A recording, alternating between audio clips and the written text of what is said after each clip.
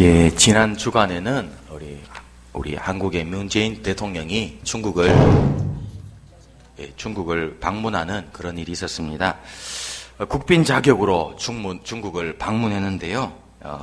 많은 이야기들이 또 그 방중을 통해서 일어난 것을 우리가 언론을 통해서 보게 되었습니다. 문재인 대통령이 시진핑 국가 주석과 정상회담을 가지게 되는데요. 베이징에서 정상회담을 갖기 전에 이 정상회담 장소로 들어가기 전에 중국의 인사들과 중요 인사들과 인사하는 그런 시간이 있었습니다. 그때 중국 측의 왕이 외교부장이라고 하는 그런 사람이 우리 문재인 대통령과 인사할 때 그 문재인 대통령의 팔을 치는 그런 일이 있어서 세간의 화제가 되었습니다. 일개 외교부장이 공식 접견 자리에서 국빈으로 초대된 한 나라의 국가 원수의 팔을 친 것이 외교적으로 상당히 큰 결례다라는 그런 언론의 보도가 있었고요. 이 보도를 접하고 온 국민이, 대한민국의 온 국민이 정말 이 중국이 정말 너무 무례하다, 우리나라를 얕잡아보고 무시한 것이라고 그렇게 분개한 그런 일이 있었습니다. 근데 오늘 본문에 보면 그거하고는 상대가 안 되는, 그것보다 훨씬 더 무례한 일이 오늘 본문에 기록이 되어 있습니다. 오늘 본문 말씀은요, 미가 선지자가 장차 일어날 일에 대해서 예언한 그런 말씀입니다. 미가 선지자는 이 말씀을 기록했을 때 BC 740년부터 730년 그 어간에 이 말씀을 기록을 했는데요. 오늘 본문 말씀에 보면은 북이스라엘과 남유다 두 나라에 일어날 그런 일들에 대해서 예언을 하고 있습니다. 본문 1절은 이렇게 시작합니다. 딸 군대여 너는 때를 모을지어다. 그들이 우리를 애워쌌으니 막대기로 이스라엘 재판자의 뺨을 치리로다. 이렇게 말씀하고 있습니다. 예, 이 말씀을 통해서 미가 선지자는 지금 예언을 합니다. 아수르 군대가 장차 이 나라를 북이스라엘과 남유다를 침공을 해서 이제 큰 수치를 당하게 될 것을 말씀하고 있습니다. 이스라엘의 재판자라고 말하는데요. 그것은 무엇이냐면 북이스라엘의 왕과 또 남유다의 왕을 가리키는 그런 말입니다. 그러니까 이 아수르 군대가 와서 이 왕들의 큰 수치를 이제 주게 될 것을 말씀하고 있죠. 아까도 말씀드린 대로 이 국가 원수가 국가의 한 나라의 이 최고 권위자 이 대통령의 팔을 친 것이 얼마나 큰 외교적인 결례입니까? 그런데 오늘 본문에 보니까요, 그것보다는 비교도 안 되는 한 나라의 왕의 뺨을 막대기로 때려치는 그런 엄청난 수치를 지금 예언하고 있는 것입니다. 그만큼 큰 수치를 이스라엘이 장차 이제 당하게 될 것을 말씀을 하는 것입니다. 이 미가 선지자의 예언은 역사적으로 그대로 성취가 되었습니다. 북이스라엘은요, BC 722년에 아수르 군대에 의해서 멸망을 당했습니다.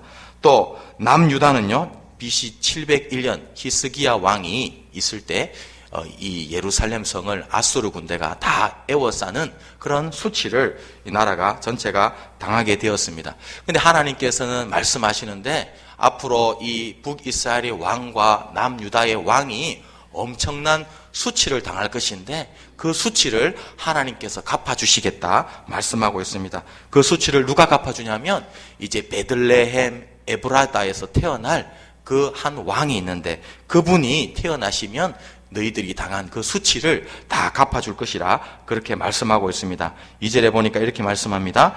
베들레헴 에브라다야 너는 유다 족속 중에 작을지라도 이스라엘을 다스릴 자가 내게서 내게로 나올 것이라.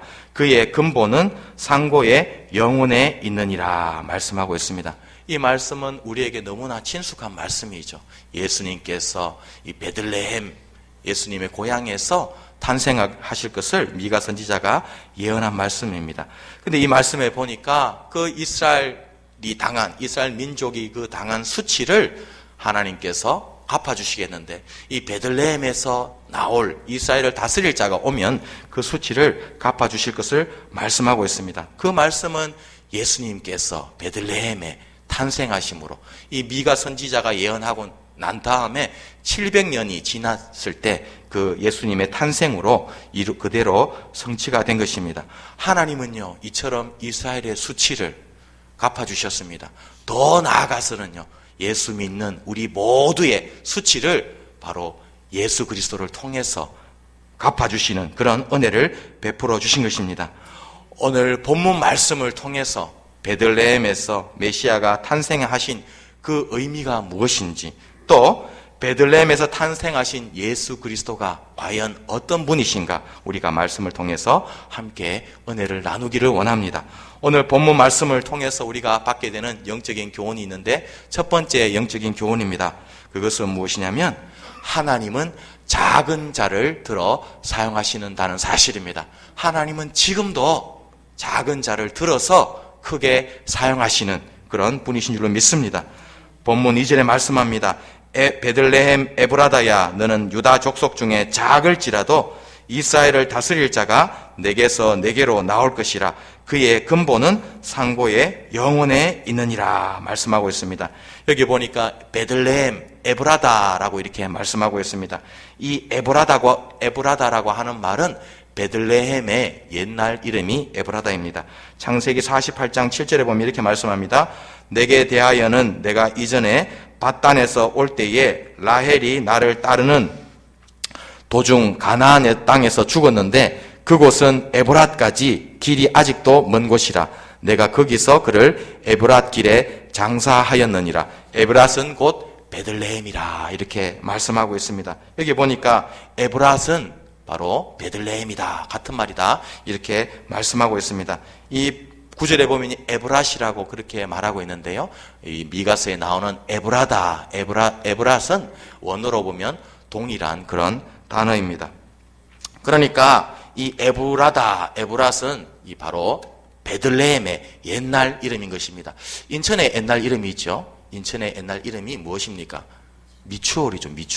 미추홀이 인천의 옛날 이름입니다. 그런 것처럼요, 베들레헴의 옛날 이름은 에브라다인 것입니다. 그런데 왜 베들레헴 하면 되지 베들레헴 에브라다라고 하면서 옛날 이름까지 같이 넣었겠습니까? 그것은요, 이스라엘의 베들레헴이 두 곳이 있기 때문에 그렇습니다. 여호수아 19장 10절 15절에 이렇게 말씀합니다. 셋째로 스불론 자손을 위하여 그들의 가족대로 제비를 뽑았으니 또 갓닷과 나할랄과 시므론과 이달라와 베들레헴이니 모두 12성읍과 그 마을들이라 이렇게 말씀하고 있습니다. 그러니까 이스라엘에는요, 베들레헴이라고 하는 지명이 두 개가 있는 것이죠. 유다 지파에 속한 베들레헴이 있었고 스불론 지파에 속한 또 베들레헴이 있었습니다. 그렇기 때문에 이 두 베들레헴을 구별하기 위해서 이 베들레헴에다가 에브라다라고 하는 옛 이름을 함께 붙여서 부르는 것입니다.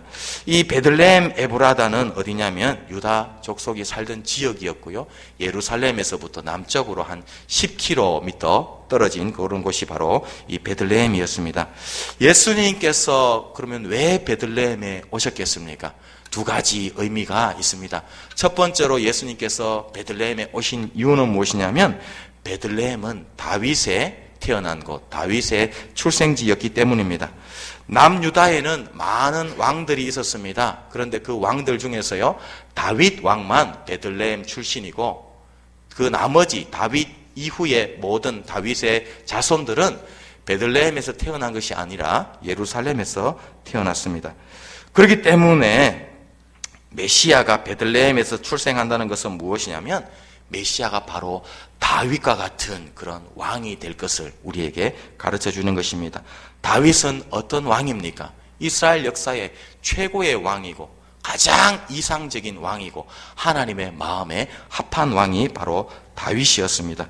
그렇기 때문에요, 예수님께서 다윗의 고향인 베들레헴에서 태어나신 것은 예수님이 다윗처럼 하나님의 마음에 합한 왕이고 또 최고의 이상적인 왕 메시아가 될 것을 의미하는 것입니다. 또 예수님께서 베들레헴에서 두 번째로 태어나신 이유를 생각해 볼 수 있는 것은 무엇이냐면 베들레헴은 작은 마을이었고요, 중요하지 않은 정말 미미한 그런 마을이었다는 사실입니다. 베들레헴은요, 정말 작은 그런 마을이었습니다. 요한복음 7장 42절에 보면 이 베들레헴이 얼마나 작은 마을이었는가 우리에게 말씀하고 있습니다. 요한복음 7장 42절입니다. 성경에 이르기를 그리스도는 다윗의 씨로 또 다윗이 살던 마을 베들레헴에서 나오리라 하지 아니하였느냐 하며 이렇게 말씀하고 있습니다. 이 베들레헴을 표현할 때 무슨 말을 사용했냐면 마을이다라고 그렇게 표현을 했습니다. 이 마을이라고 하는 말은요, 이 헬라어로 보면은 코메라고 하는 그런 말입니다. 이 코메라고 하는 말은요, 어떤 뜻이냐면 영어로 번역을 하면 빌리지, 타운 이런 말입니다. 굉장히 작다는 거죠. 작은 그런 곳이 바로 코메입니다. 여기에 비해서요, 헬라어로 폴리스라고 하는 말이 있습니다. 폴리스는 영어로 번역을 하면 시티입니다. 시티. 그러니까 굉장히 큰 것은 폴리스고요, 작은 것은 코메가 되는 것입니다. 예를 들어서요, 어떤 것이냐면 베들레헴, 베다니, 베세다, 엠마오 이런 것들은 헬라어로 보면 코메고요. 마을이죠. 그리고 예루살렘, 사마리아 이런 큰 도시들은 폴리스로 그렇게 기록이 되어 있습니다. 우리나라 행정구역으로 볼 때요, 이 폴리스는 우리나라의 시 정도 규모가 되고요, 이 코메는 우리나라의 읍 같은 그런 작은 그런 마을이 바로 코메인 것입니다. 그러면 폴리스와 코메의 차이는 무엇이겠습니까? 폴리스와 코메의 차이는 뭐 마을이 작고 크고 사람이 많고 적음의 차이도 있고, 또 무엇이 있냐면 이 성벽이 있느냐 없느냐 그런 차이가 있는 것입니다. 폴리스는요, 큰 도시이기 때문에 사람들이 많이 살기 때문에 성벽으로 에워싸는 그런 곳이 바로 폴리스였습니다. 거기에 비해서요, 코메는 성벽이 없습니다. 그러니까 적군이 들어오면 어떻게 되겠습니까? 성벽이 있으면 적들로부터 방어를 할 수 있는 것이죠. 안전할 수 있는 것입니다. 근데 코메는 작기 때문에 성벽이 없어서 적들의 공격에 방어를 할 수 없는 것이었습니다.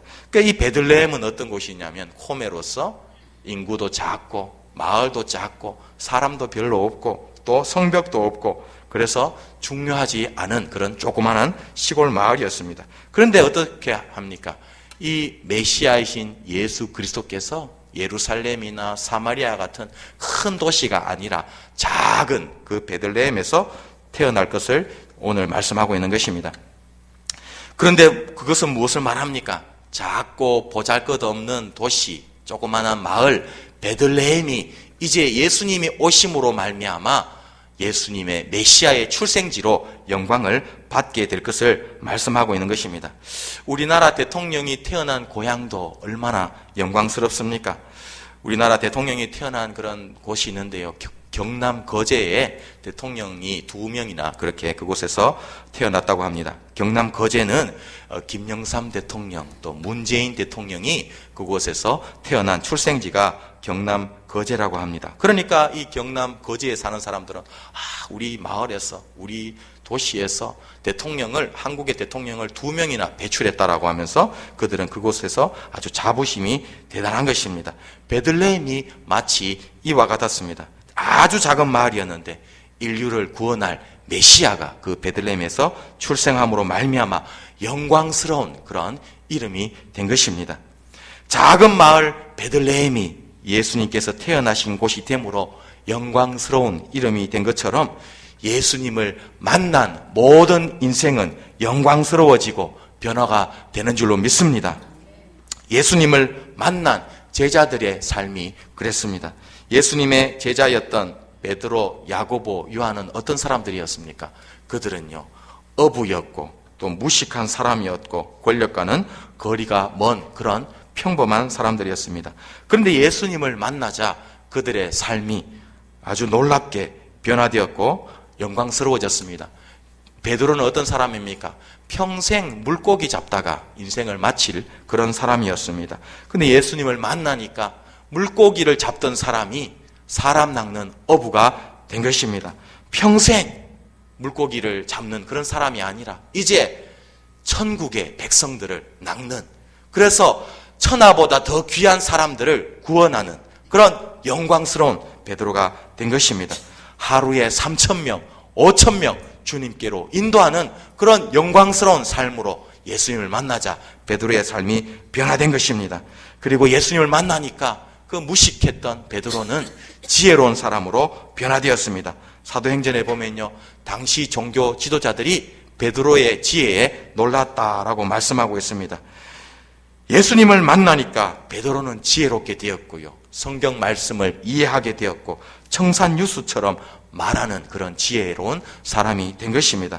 또 베드로는요, 어떤 사람입니까? 자기 목숨을 구하기 위해서 3년 동안이나 따르던 스승을 부인하고 배신한 그런 사람이 베드로였는데요, 겁쟁이였는데 그가 나중에 변화되어져서 생명 걸고 땅끝까지 복음을 전하는 용감한 사람으로 변화된 것입니다. 이처럼 예수 믿으면 인생이 달라지는 것입니다. 평생 세상 일만 하다가 끝날 인생이 하나님 안에서 변화되어져서 천국의 백성이 되고 또 많은 사람들을 천국으로 인도하는 영광스러운 그런 삶을 살게 되는 것입니다. 이 영적 진리를 이사야 60장 22절에 이렇게 말씀하고 있습니다. 그 작은 자가 1000명을 이루겠고 그 약한 자가 강국을 이룰 것이라. 때가 되면 나 여호와가 속히 이루리라. 예수 믿는 우리는 예수님을 만나면 약한 자가 1000명이 되고 강국이 되는 그런 역사가 나타나게 될 줄로 믿습니다. 또 고린도전서 1장 24절부터 27절도 이렇게 말씀합니다. 오직 부르심을 받은 자들에게는 유대인이나 헬라인이나 그리스도는 하나님의 능력이요 하나님의 지혜니라. 하나님의 어리석음이 사람보다 지혜롭고 하나님의 약하심이 사람보다 강하니라. 형제들아 너희를 부르심을 보라. 육체를 따라 지혜로운 자가 많지 아니하며 능한 자가 많지 아니하며 문벌 좋은 자가 많지 아니하도다. 그러나 하나님께서 세상에 미련한 것들을 택하사 지혜 있는 자들을 부끄럽게 하려 하시고 세상에 약한 것들을 택하사 강한 것들을 부끄럽게 하려 하시며 말씀하고 있습니다. 미국에서 실제로 있었던 그런 일인데요, 어느 주일 저녁에 2명의 청년이 도박을 하러 도박장으로 발걸음을 옮기고 있었습니다. 그런데요, 공교롭게도 이 도박장 바로 옆에 작은 교회가 있었습니다. 이 두 청년들이 도박하러 아무 생각 없이 도박장으로 가고 있었습니다. 그런데 한 명이 우연히 그 교회 입구에 붙어 있는 그 주일의 설교 제목을 읽게 되었습니다. 그 주일 설교, 교회에 이렇게 이제 설교 제목이 붙어 있는 거죠. 근데 설교 제목이 무엇이었냐면 이렇게 붙어 있었습니다. 죄의 싹은 사망이다. 이렇게 붙어 있었습니다. 그 글귀를 보고요, 그 두 청년 중에 도박장으로 가던 두 청년 중에 한 명이 죄의식이 생겼습니다. 내가 도박하러 가가 되겠느냐, 이런 마음이 생긴 것입니다. 그래서 다른 친구에게 이렇게 말했다고 합니다. 야, 우리 오늘 도박장에 가지 말고 교회 가자. 그렇게 말을 했다고 합니다. 그러니까 그 옆에 있는 친구가, 야, 남자가 한번 결정했으면 그대로 밀고 가야지, 중간에 바꾸면 안 되지, 그냥 교회 가지 말고 도박장 가자. 그렇게 말을 했다고 합니다. 단번에 거절한 거죠. 그래서요, 결국 두 사람이 이제 간 곳이 다르게 간 거죠. 한 사람은 가던 대로, 원래 가려고 했던 대로 도박장에 들어가게 되었고, 한 사람은 마음을 바꿔서 교회에 예배에 참석을 하게 되었다고 합니다. 그래서 그날 예배를 드린 청년은요, 그곳에서 설교 말씀을 듣고 예수님을 영접하게 되었습니다. 그리고요, 그때 회심한 청년이 30년 후에 어떻게 변화되는지 아십니까? 그 30년 후에 그 청년은요, 미국의 대통령이 되었습니다. 그가 바로 미국의 제22대, 24대 두 번에 걸쳐서 대통령이 된 클리블랜드 대통령입니다. 그가 대통령에 30년 후에 대통령에 취임했습니다. 근데 그 취임했을 때 그 함께 갔던, 그 도박장에 갔던 그 친구는 어떻게 됐겠습니까? 30년 후에 이 친구가 대통령이 된 것을 그는 감옥에서 그 신문을 통해서 그 기사를 읽게 된 것입니다. 그리고 그 친구는요, 대통령에 자기 친구가 대통령에 취임했다는 소식을 듣고 가슴을 치면서 후회를 했다고 합니다. 왜냐하면 과거 한순간의 선택이 그들의 삶을 완전히 다른 방향으로 이끌었다는 것을 깨달은 것입니다. 우리 광고 중에도 그런 광고가 있죠. 순간의 선택이 10년을 좌우합니다. 그런 광고 있잖아요. 그런데요, 예수 믿는 그 선택은요, 10년이 아니라 우리의 영혼을 좌우하게 되는 것입니다. 그러므로 예수 믿는 그 선택은 우리는 인생 가운데서 가장 중요한 선택인 것입니다. 예수 그리스도를 선택한 인생은요, 이미 축복받은 인생이고 승리한 인생인 것입니다. 이스라엘과 전 세계의 유대인들이 흩어져 있는데 그 흩어진 유대인들이 한 1,500만 명 그렇게 흩어져 있다고 합니다. 작은 숫자죠. 우리나라가 뭐 한 4천만, 5천만 되지 않습니까? 그런데 현재 전 세계의 인구가요, 세계 인구가 75억 명쯤 된다고 합니다. 그러니까 유대인들은요, 전 세계 75억 인구 중에서 퍼센터지가 0.2%밖에 안 됩니다. 뭐 너무 작죠. 세계 인구 500명 중에 한 명이 유대인인 꼴입니다. 그런데요, 이런 유대인들이 어떻습니까? 0.2%밖에 안 되는데 노벨상의 25%가 바로 유대인들의 몫입니다. 이 0.2%밖에 안 되는데 세계 인구 중에 그 사람들이 25% 노벨상을 독차지하고 있는 것입니다. 그 비결이 무엇입니까? 바로 이 유대인들은요, 하나님의 말씀인 성경에 대한 사랑, 그 열정이 뛰어난 그런 민족입니다. 역사적으로 볼 때 유대인들은요, 성경을 보존하기 위해서 큰 희생과 수고와 헌신을 아끼지 않은 그런 민족이었습니다. 주전 1세기 시리아의 안티오커스 이 4세가요, 구약 성경을 불태우도록 명령을 했습니다. 1242년에 파리에서는 24대의 마차에 가득 유대인의 그 지에서 탈무드를 실어와가지고 다 불태웠습니다. 1288년에 트로에스의 거리라는 곳이 있는데 그곳에서 100명의 유대인들이 갇힌 유대 도서관이 불태워졌습니다. 또 교황 클레멘트 4세는 전 유럽의 탈무드를 압수해서 불태우도록 명령을 했습니다. 1299년에는요 베네딕트 13세, 1510년에는 맥시밀리안 황제, 18세기에는 덴보스키 추계경이라고 하는 사람들이 유대인의 책을 다 불태우도록 명령을 내렸습니다. 2차 세계대전 때는 나치들이, 그죠? 나치가 전 유럽의 유대 관련 서적들, 성경을 다 불태우도록 했습니다. 그런 상황 가운데서도요, 역사적으로 볼 때 그렇게 많은 사람들이 성경을 불태우고, 구약 성경을 불태우고, 또 유대인들의 서적 탈무드를 불태웠는데도 유대인들은요, 성경을 끝까지 지켜내고 보존하고 전수했습니다. 어떻게 그럴 수 있겠습니까? 어떻게 해요? 그렇게 불태우고 그렇게 수많은 사람들이 성경을 불태우는데 유대인들은 지금도 성경책을 보존하고 그것을 물려주는 것입니다. 어떻게 그렇게 할 수 있었습니까? 바로 유대인들은요, 암송을 했습니다. 유대인 성경 불타도 머릿속에 암송을 해서 다시 성경을 기록하는 민족이 바로 유대 민족이었습니다. 이처럼 하나님의 말씀을 사랑하고 배우고 암송한 그 민족에게 하나님께서 축복을 하신 것입니다. 이 오프라 윈프리 여러분 잘 아시지 않습니까? 지금 미국의 언론에서 가장 핫한 그런 사람이 오프라 윈프리잖아요. 그런데 이 오프라 윈프리도 어렸을 때 그 별명이 있었는데 뭐냐면 암송공주였대요. 암송공주.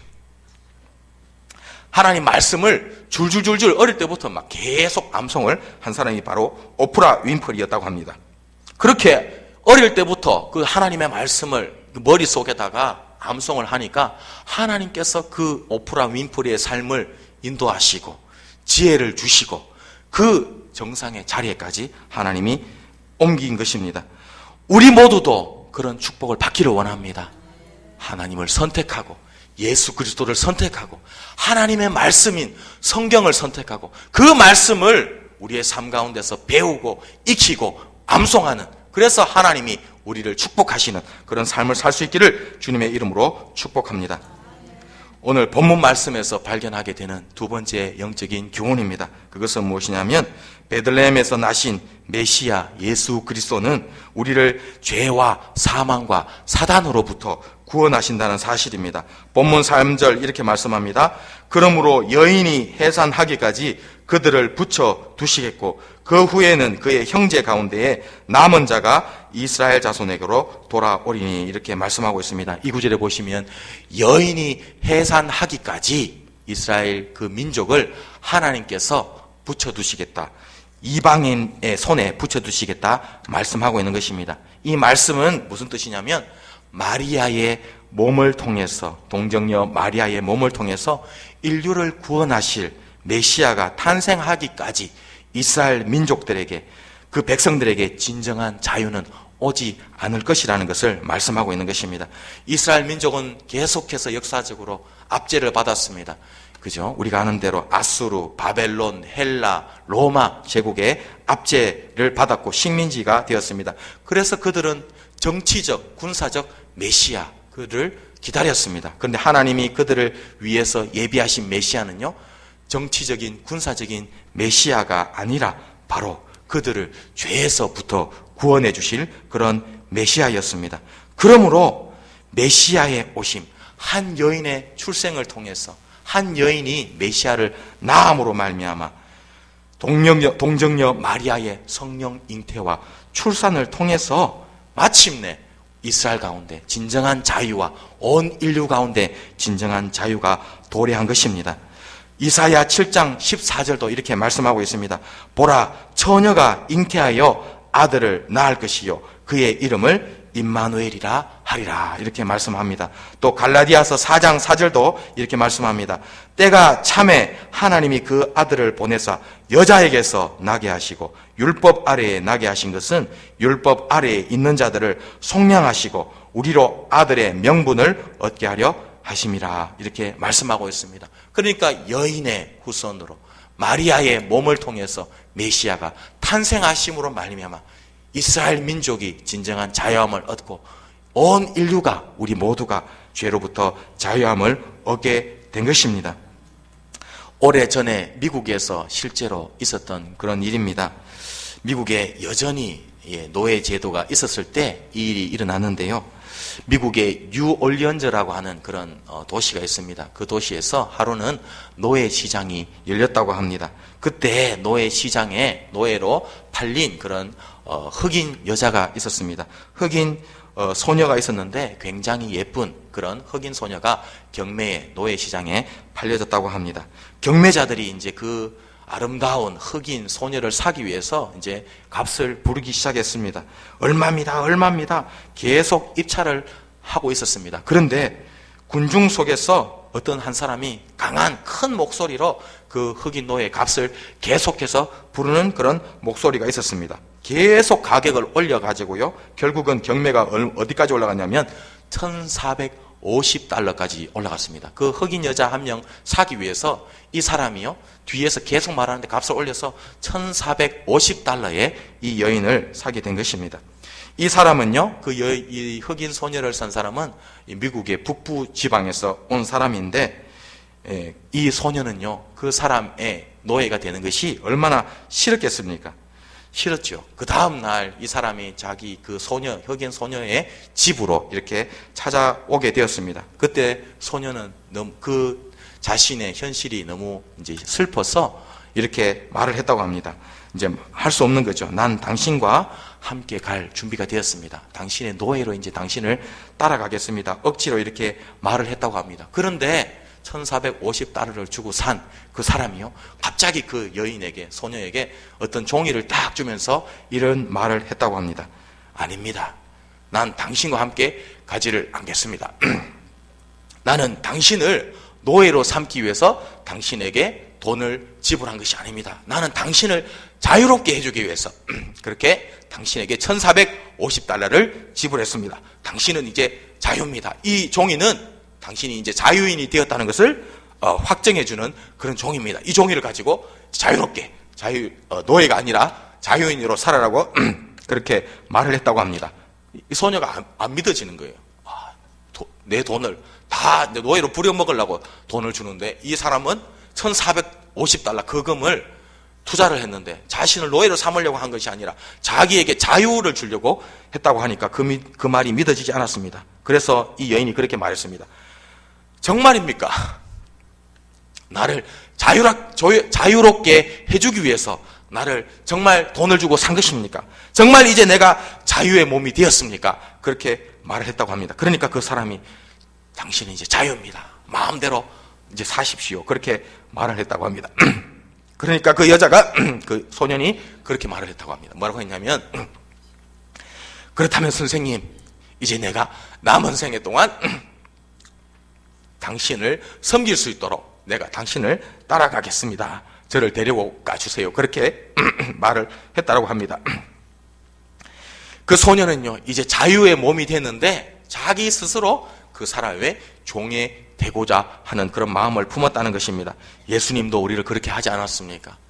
우리를요, 죄에서 사단으로부터 자유하게 하시기 위해서 십자가에서 엄청난 값을 예수님이 지불 하신 것입니다. 그러므로 이제 우리는 자유인이 되었고요. 자유인이 되어서 자발적으로 이제 예수님을 위해서 헌신하는 그런 사람이 되어야 될 줄로 믿습니다. 우리 남은 평생 우리를 구원하신 예수님께 우리 전 삶을 바치는, 헌신하는 그런 삶을 살 수 있기를 주님의 이름으로 축복합니다. 오늘 본문 말씀을 통해서 우리가 마지막으로 얻게 되는 교훈입니다. 그것은 무엇이냐면 예수 그리스도는 영원 전부터 존재하신 샬롬의 왕이며 완전한 목자라는 사실입니다. 오늘 본문을 통해서 우리는 예수님이 어떤 분인가 세 가지를 발견하게 됩니다. 첫 번째로 예수님은 영원 전부터 존재하신 분입니다. 오늘 본문 2절에 보니까 베들레헴에서 나실 이스라엘을 다스릴 자, 즉 예수님은 그의 근본이 상고의 영혼에 있다고 말씀하고 있습니다. 예수님은 어떤 분이냐면 바로 예수님은 영원 전부터 존재하신 분입니다. 요한복음 1장 1절부터 3절이 이렇게 말씀합니다. 태초에 말씀이 계시니라. 이 말씀이 하나님과 함께 계셨으니 이 말씀은 곧 하나님이시니라. 그가 태초에 하나님과 함께 계셨고 만물이 그로 말미암아 지은 바 되었으니 지은 것이 하나도 그가 없이는 된 것이 없느니라 말씀하고 있습니다. 또 두 번째로 예수님은 샬롬의 왕입니다. 오늘 본문 5절에 보니까요, 이 사람은 평강이 될 것이라 말씀하고 있습니다. 여기 평강이라는 말은 원어로 샬롬입니다. 샬롬은 여러 가지 뜻이 있는데요, 안전이라든지 또 번영, 웰빙, 마음의 평안, 영적 평안이 바로 샬롬인 것입니다. 예수님은 이 땅에 오셔서 우리를 죄로부터 구원해 주셔서 하나님과 화목한 평강, 샬롬의 관계를 맺게 해주신 것입니다. 마지막으로 예수님은 어떤 분이시냐면 완전한 목자가 되셔서 우리의 삶을 완벽하게 인도하시는 분이 바로 예수님이십니다. 4절에 보시니까 이렇게 말씀합니다. 그가, 바로 예수님이죠. 그가 목축하니라고 말씀하고 있습니다. 예수님께서 우리 삶의 목자가 되셔서 우리의 삶을 푸른 초장, 쉴만한 물가로 인도하고 계시는 것입니다. 그리고 본문에서 우리가 주목해야 될 사실은 무엇이냐면 예수님은 완벽한 목자로 우리의 삶을 인도하실 뿐만 아니라 동시에 교회 가운데 자신을 닮은 작은 목자들 그리고 리더들을 양육하신다는 사실입니다. 오늘 본문 5절에 이렇게 말씀합니다. 아수르 사람이 우리 땅에 들어와서 우리 궁들을 밟을 때에는 우리가 7 목자와 8 군왕을 일으켜 그를 치리니 이렇게 말씀하고 있습니다. 여기 보니까 7 목자와 8 군왕이 등장하고 있습니다. 그것은 어떤 사람들이냐면 아수르 군대, 즉 사단의 군대를 맞서서 싸우도록 예수님께서 준비시키시고 훈련시키시는 예수님을 닮은 목자요 리더인 것입니다. 여기 군왕이란 말은 원문으로 보면 나시크라는 말인데요, 리더 혹은 왕자라는 그런 뜻입니다. 그리고 5장 2절에 보면요, 예수님을 가리키는 말로는 다스릴 자, 이스라엘을 다스릴 자라고 말하는데 이 다스릴 자는 왕이라는 뜻을 가진 마샬이라는 단어입니다. 그러니까 예수님은 대장 목자로서 또 왕으로서 자신을 닮은 작은 목자들, 왕자들을 교회 가운데 세우시고 그들을 통해서 사단을 이기는 그런 놀라운 역사를 일으키신다는 사실입니다. 그리고 오늘 본문 6절에 보니까요, 이 7 목자 8 군왕을 통해서 이제 예수님은요 아수르 땅과 니므롯 땅 어기를 정복하실 것이라 말씀하고 있습니다. 성경에 보면 니므롯 땅은 용사들의 땅입니다. 창세기 10장 8절 9절 이렇게 말씀합니다. 구스가 또 니므롯을 낳았으니 그는 세상의 첫 용사라. 그가 여호와 앞에서 용감한 사냥꾼이 되었으므로 속담에 이르기를 아문은 여호와 앞에 니므롯같이 용감한 사냥꾼이로다 하더라.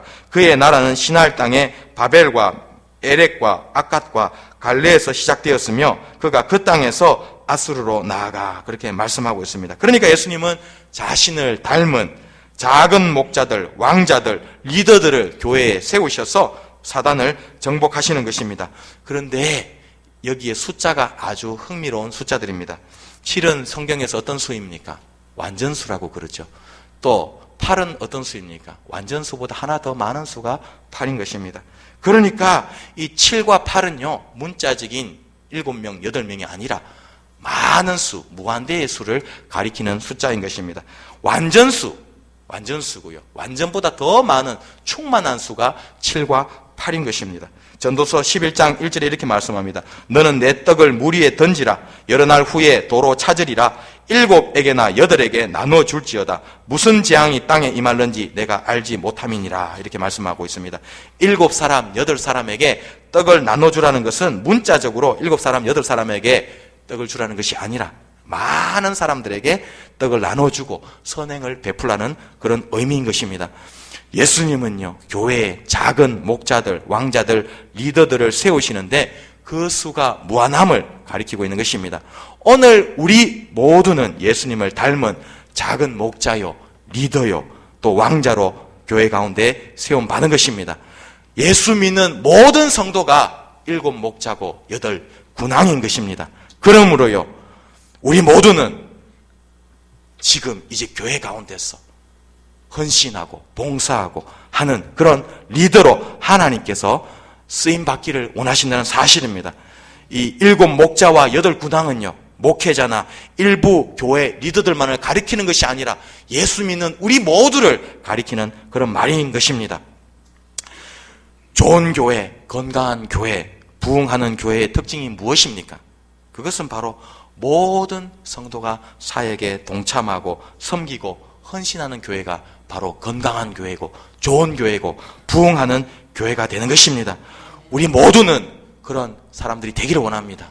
우리 모두는요, 이 자리에 있는데 우리 모두가 교회 내에서 우리가 할 일을 찾아서 섬기는 그런 사람들이 다 될 수 있기를 주님의 이름으로 축복합니다. 단순히 주일 예배 드리는 것에 만족하지 말고 내가 해야 할 일을 찾아서 하는 우리 모두가 될 수 있기를 주님의 이름으로 축복합니다. 헌금위원, 안내위원, 교사, 성가대, 내가 할 수 있는 일이 무엇인지, 교회에서 내가 해야 될 일이 무엇인지 적극적으로 찾을 수 있기를 원합니다. 우리 모두는요, 섬김을 받으려 하지 말고 섬기는 자가 되고 구경꾼이 되지 말고 주인이 되어서 한 사람도 빠짐없이 사역에 동참하는 우리 용현동 교회가 될 수 있기를 주님의 이름으로 축복합니다. 그럴 때요, 우리가 7 목자가 되고 8 군왕이 될 때 우리의 신앙이 자라고 기쁨이 넘치고 하나님의 축복이 우리의 삶 가운데 있게 될 줄로 믿습니다. 2018년 청지기를 계속 모집하고 있습니다.